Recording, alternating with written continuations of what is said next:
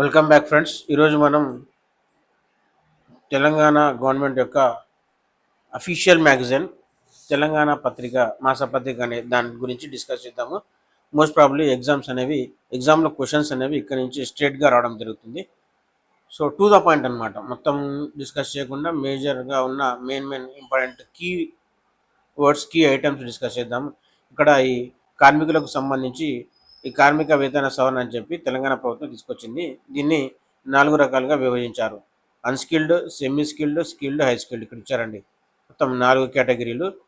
Unskilled, semi skilled, skilled, high skilled వీళ్ళకి సంబంధించిన ఈ కనీస వేతనం ఎంత ఉండాలి, మినిమం వేజ్ అనేది ఎంత ఉండాలి, అన్‌స్కిల్డ్ వాళ్ళకి ఎంత, సెమీ స్కిల్డ్ వాళ్ళకి ఎంత, స్కిల్డ్, హై స్కిల్డ్ వాళ్ళకి ఎంత, దీని ద్వారా ఎంతమందికి ప్రయోజనం కలుగుతుంది అంటే 1,11,00,000 మంది కార్మికులకి ప్రయోజనం కలుగుతుంది.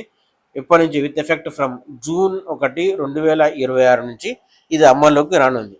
దీనికి గాను తెలంగాణ ప్రభుత్వం గతంలో ఉన్న ఈ 2 జోన్లు ఉన్నాయి కదా, దాన్ని 3 జోన్లుగా విభజించింది. మున్సిపల్ కార్పొరేషన్లు 1 జోను, మున్సిపాలిటీలు 1 జోను, గ్రామీణ ప్రాంతాలు కలిసి 1 జోను. ఈ వేతన సవరణ చట్టం యాక్ట్ ఏంటంటే కనీస వేతన చట్టం 1948 ప్రకారం ఈ మినిమం వేజ్ అని డిసైడ్ చేయడం జరుగుతుంది. తెలంగాణ ప్రభుత్వం 4 రకాలుగా విభజించారనమాట. ఇది దీనికి సంబంధించి. నెక్స్ట్ ఈ యాదగిరి గుట్టలో తెలంగాణ ప్రభుత్వం ఏం చేసిందంటే సీఎం రేవంత్ రెడ్డి గారు వేద గురుకుల పాఠశాలకు సంబంధించి భూమి పూజ చేయడం జరిగింది. ఎక్కడంటే యాదగిరి గుట్ట లక్ష్మీ నరసింహస్వామి టెంపుల్ వద్ద 15 ఎకరాల ప్లేస్ అంటే 1.4 లక్షల చదరపడుగుల స్థలంలో 300 మంది విద్యార్థులకు వేద విద్యా అధ్యయనం కోసము దీన్ని భూమి పూజ చేయడం జరిగింది, ప్రారంభించడం జరిగింది. రైట్.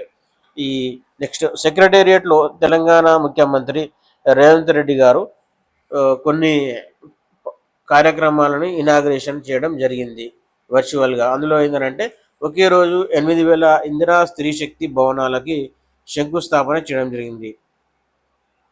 ఇందులో కొన్ని ఇంపార్టెంట్ టాపిక్స్ ఏంటంటే ఈ మహిళలకు సంబంధించి ఈ బ్యాంక్ లింకేజ్ స్కీమ్ గతంలో ఉన్న ఇక్కడ రాశానండి. గతంలో ఉన్న మహిళా సంఘాలకి 5 లక్షల రూపాయల పరిమితిని 10 లక్షల రూపాయలకి పెంచడం జరిగింది. తెలంగాణ యొక్క ప్రభుత్వం యొక్క లక్ష్యం ఏంటంటే 2034 నాటికి 2034 నాటికి మహిళల్ని కోటి మంది మహిళల్ని కోటీశ్వరుని చేయాలని చెప్పి లక్ష్యం. ఇప్పటి వరకు ప్రజాప్రభుత్వం ఎంత ఇచ్చారు మహిళా సంఘాలకు అని అంటే 60,472 కోట్ల బ్యాంకు లింకేజీ రుణాలను అందించారు. వడ్డీ లేని రుణాలకు ఇప్పటికీ 1,390 కోట్లను చెల్లించడం జరిగింది. రైట్. ఈ 8,000 ఇందిరాగాంధీ శక్తి భవనాల నిర్మాణానికి శంకుస్థాపన. ఈ బస్సుకి సంబంధించి కూడా మహిళా సంఘాలకి బస్సులు ఇచ్చి 1000 బస్సులను ఆర్టీసీలో పెట్టాలని చెప్పి అనుకున్నారు కదా. అందులో జూన్ 5 జూన్ 5న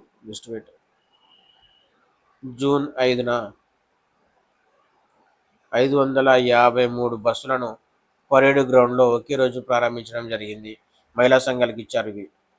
వాళ్ళు ఆర్టీసీలో అద్దెకి పెట్టుకున్నారన్నమాట.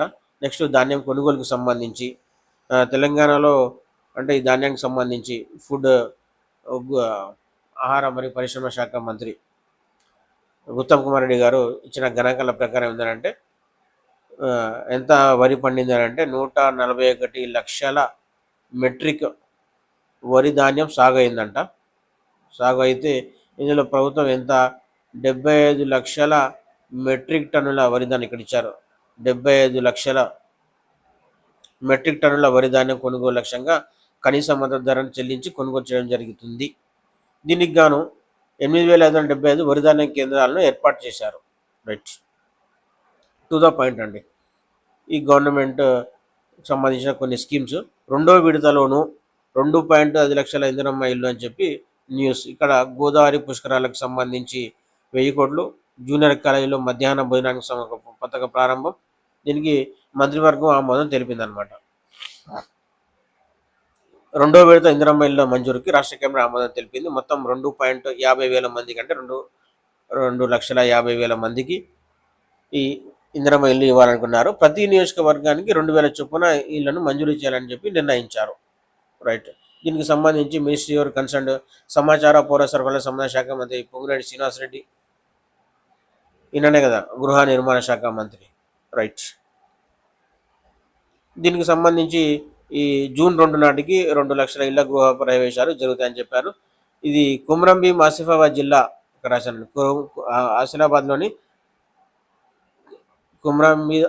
కుమ్రం భీం ఆసిఫాబాద్ జిల్లాలో కిరమేరి అనే మండలం, కొఠారి అనే గ్రామంలో 28 మంది ఆదివాసీలకు సంబంధించి ఇందిరమ్మ ఇళ్లను జూన్ 1న ప్రారంభించాలని చెప్పి నిర్ణయించారు.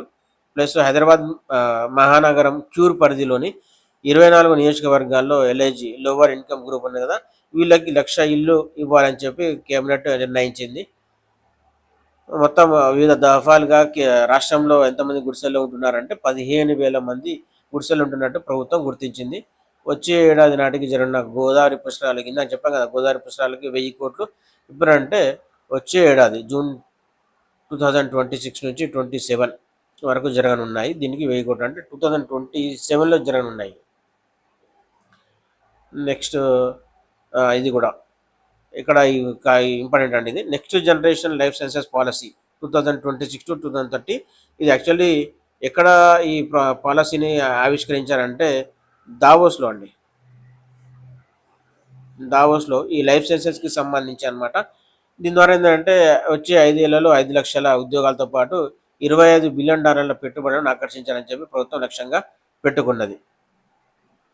ఇదొకటి. నెక్స్ట్ పేదల సొంతింటి గల ఇందిరమ్మ ఇళ్లకు సంబంధించి రాష్ట్ర వ్యాప్తంగా 2.66 లక్షల ఇందిరమ్మ ఇళ్లను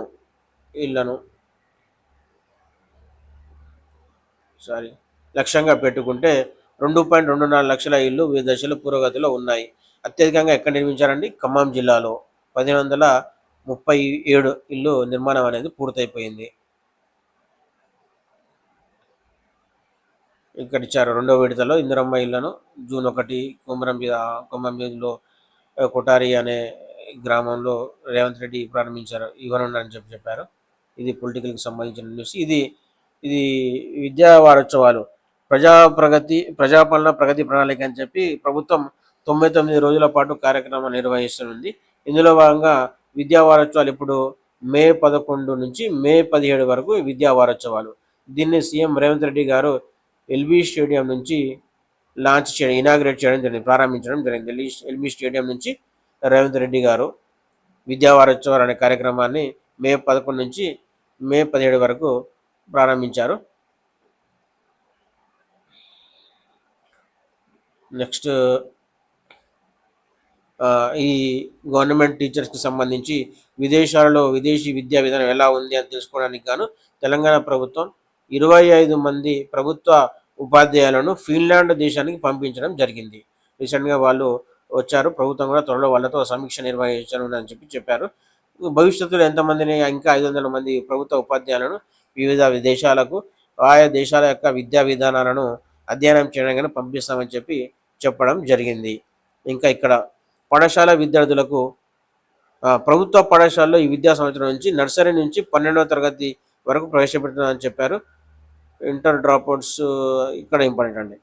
పాఠశాల విద్యార్థులకు పాలు, రాగి జావ అందిస్తామని చెప్పారు. కొడంగల్లో పైలట్ ప్రాజెక్టుగా పాఠశాలలో బ్రేక్ఫాస్ట్ అందిస్తున్నామని చెప్పారు.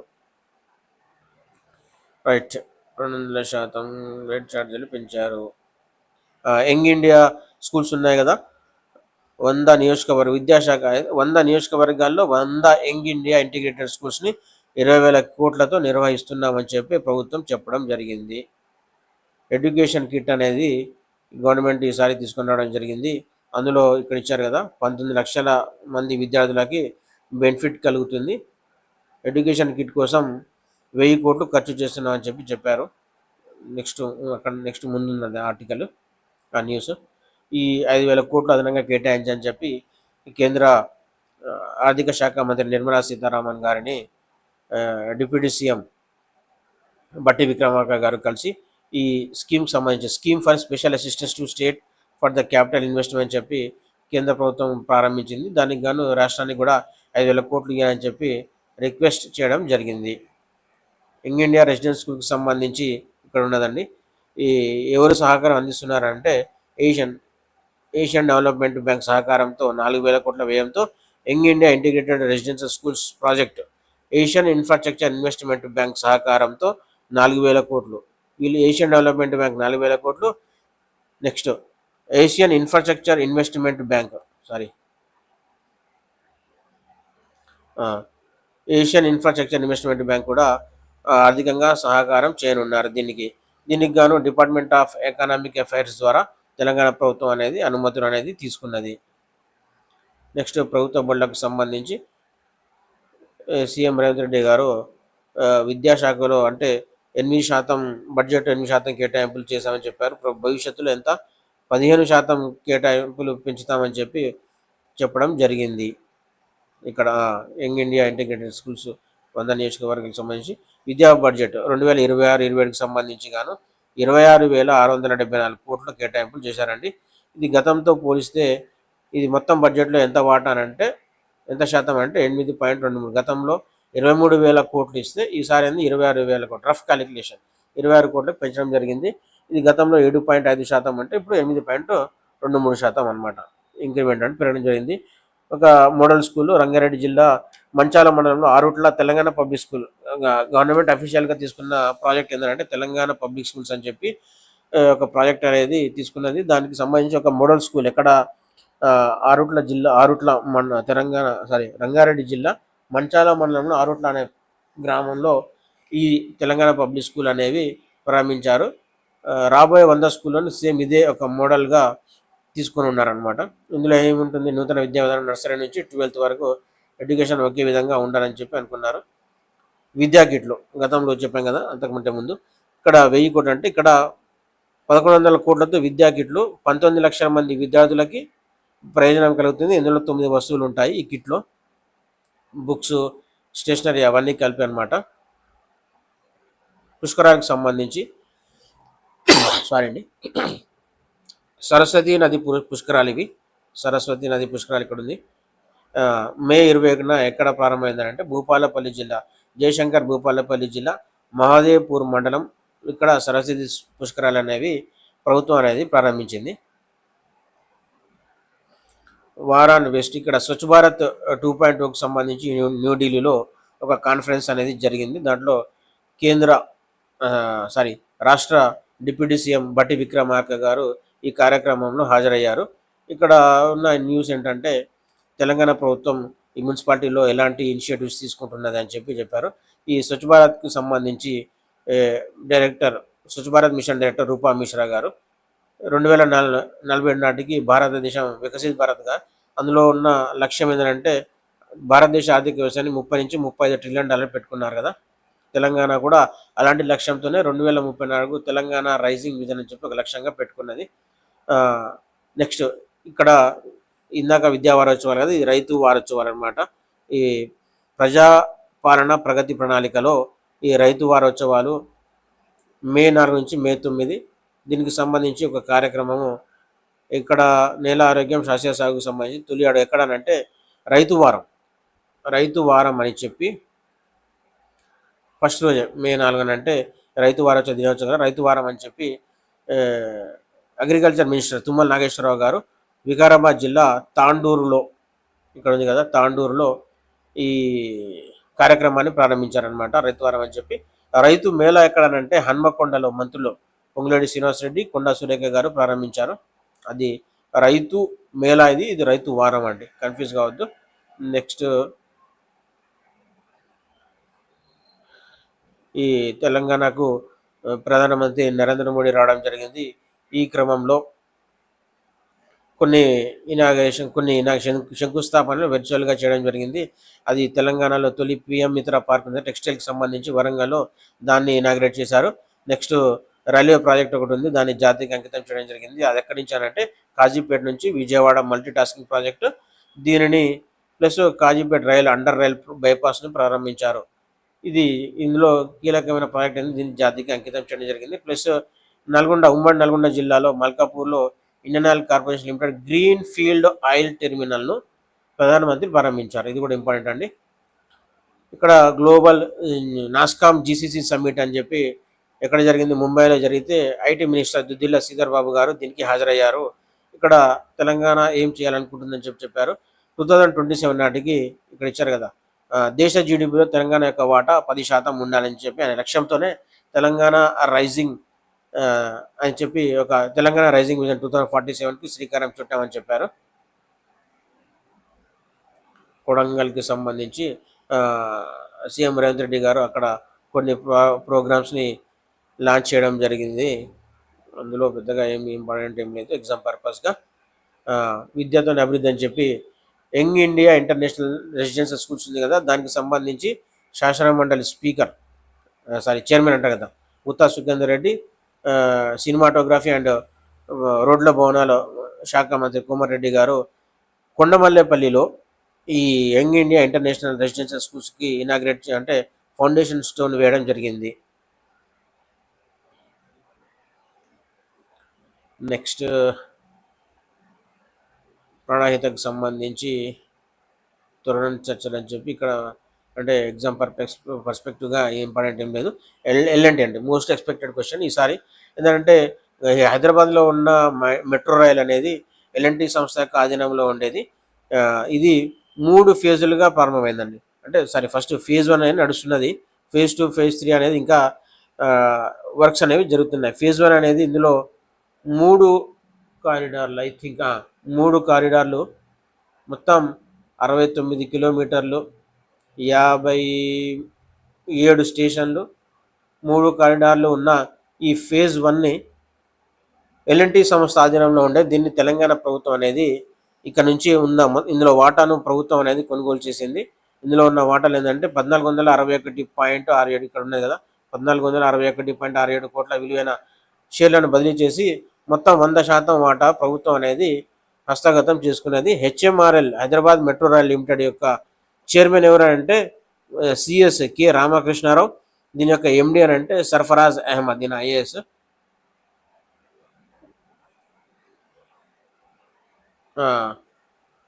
ఇక్కడ మెట్రో రైల్ అంటే ఫేజ్ 1 అనేది గవర్నమెంట్ అనేది టేక్ ఓవర్ చేసుకున్నది. ఈ 2017లో ఇది అనేది ప్రారంభమైంది అనమాట ఫేజ్ 1 అనేది. రైట్, ఇక్కడ ఉన్నదండి. ఎల్ఎన్డి చైర్మన్ యొక్క ఎండి ఎస్ఎన్ సుబ్రహ్మణ్యం, ఇది కూడా ఇంపార్టెంటే. మొత్తం ఫేజ్ 2కి కేంద్రం అనుమతి తెలపాలని చెప్పి అనుకున్నారు. ఫేజ్ 3 ఎక్కడ స్టార్ట్ అవుతుంది, ఇక్కడ అదేంటిది రాజీవ్ గాంధీ ఇంటర్నేషనల్ ఎయిర్పోర్ట్ ఉంది కదా, జిఎంఆర్, ఇక్కడ నుంచి భారత్ ఫ్యూచర్ సిటీ ఉన్నది కదా, భారత్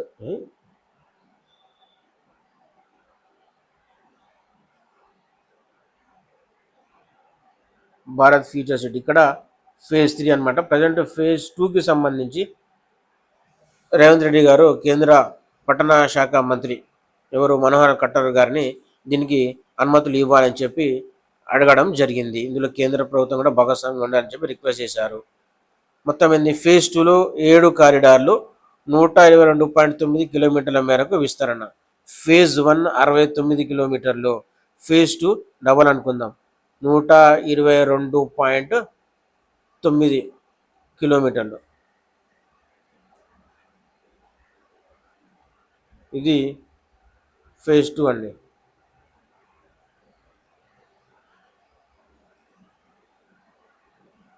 ఈ ఫేజ్ 1 ఉన్నది కదా, ప్రభుత్వం టేక్ ఓవర్ చేసుకునే కదా, దీనికి రీఫైనాన్సింగ్ చేయడం కోసం IRFC Indian railway finance corporation లిమిటెడ్తో గవర్నమెంట్ అనేది రీఫైనాన్స్ చేసుకుంది. డబ్బులు ఇవ్వాలి కాబట్టి తిరిగి దాని గురించి రీఫైనాన్స్ అనేది చేసుకోవడం జరిగింది. ఇక్కడ ఇచ్చాడు మొత్తం.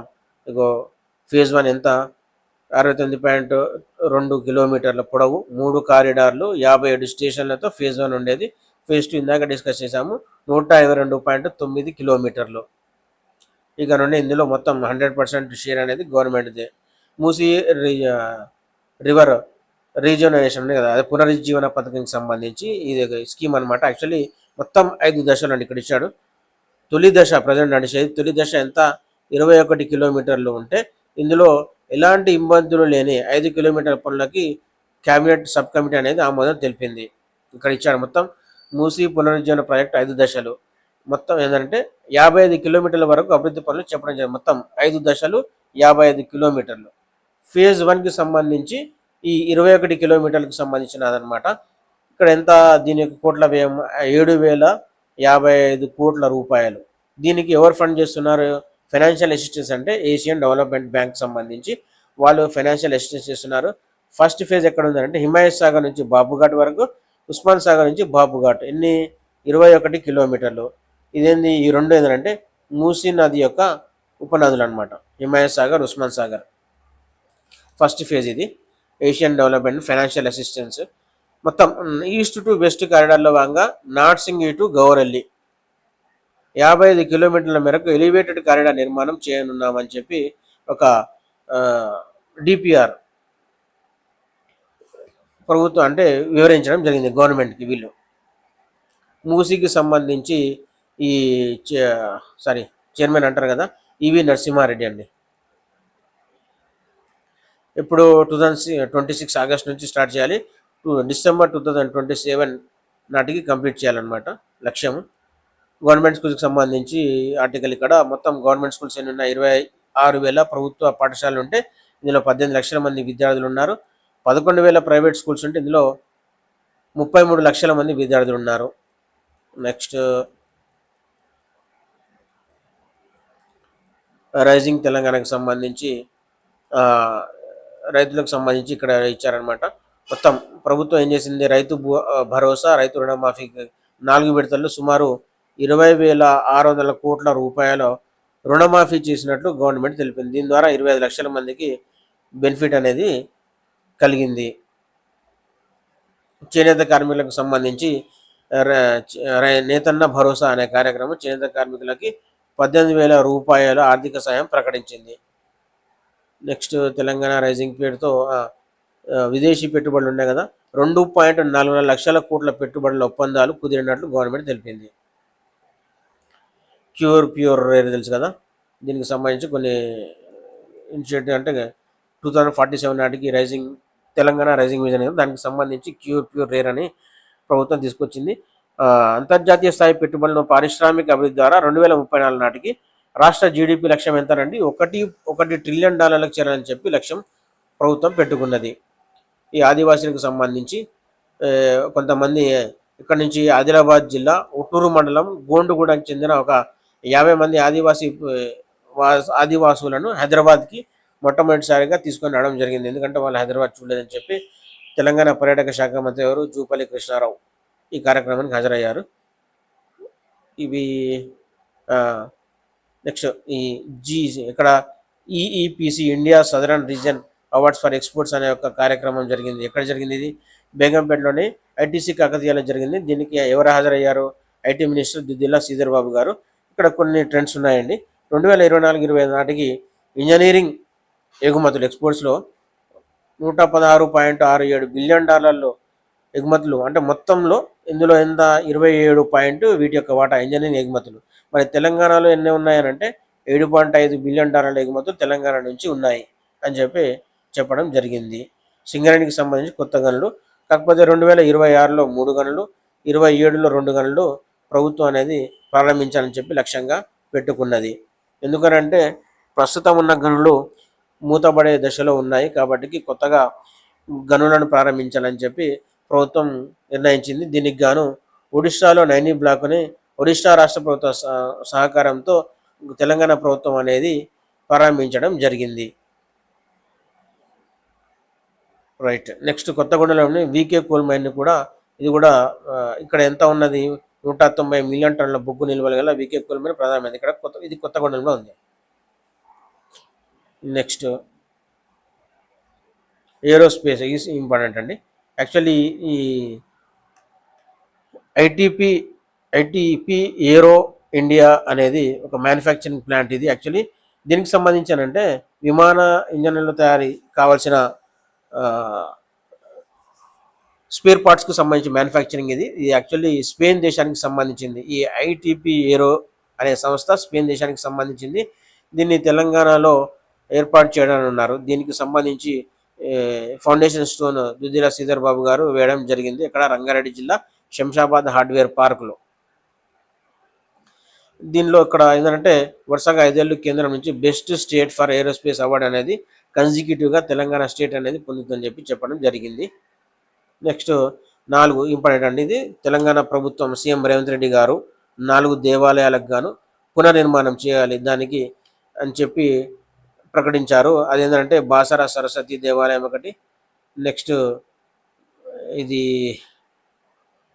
కొడంగల్లో మహాలక్ష్మి వెంకటేశ్వర దేవాలయం కొడంగల్ ఇక్కడ ఇచ్చారండి.